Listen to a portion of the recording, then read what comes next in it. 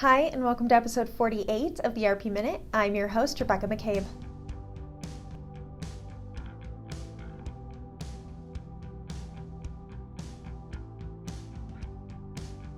Last week, Infor announced a new partnership with Syntellis Performance Solutions, a leading provider of enterprise performance management software, data, and intelligence solutions.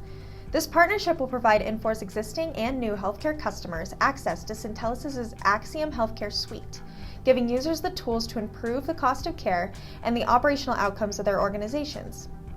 We are observing this interesting move of ERP vendors moving deeper into healthcare, which will continue as the sector is seeing IT investment. Acumatica has recently broadened its relationship with Shopify by supporting the development of its new business-to-business solution. Merchants can use Shopify's solution to manage B2B and direct-to-consumer stores in a single platform.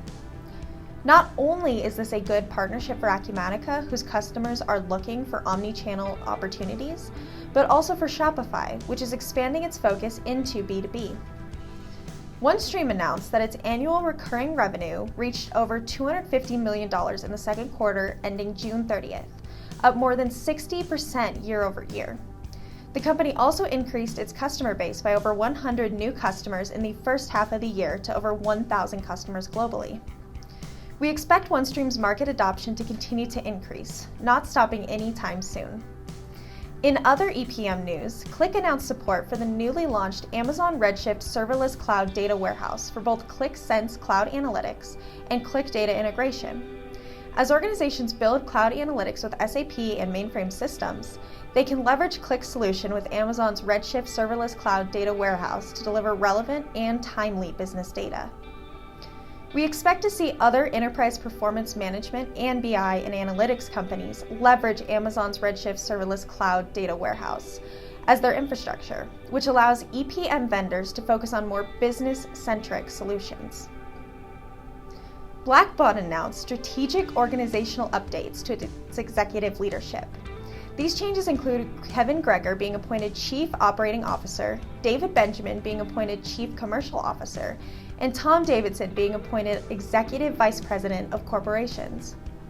We expect these leadership changes to help Blackbaud to further firm up its leadership position in the nonprofit ERP space.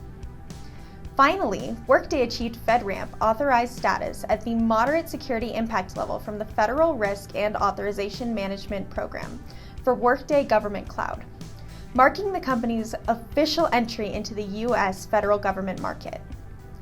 This marks a major stepping stone for Workday as it increases its growth with the certification to supply the U.S. federal government market. We believe Workday will continue to innovate and advance into such niche markets. Thanks for tuning into the ERP Minute. We're always looking for newsworthy material to share with our listeners, so send us breaking ERP news.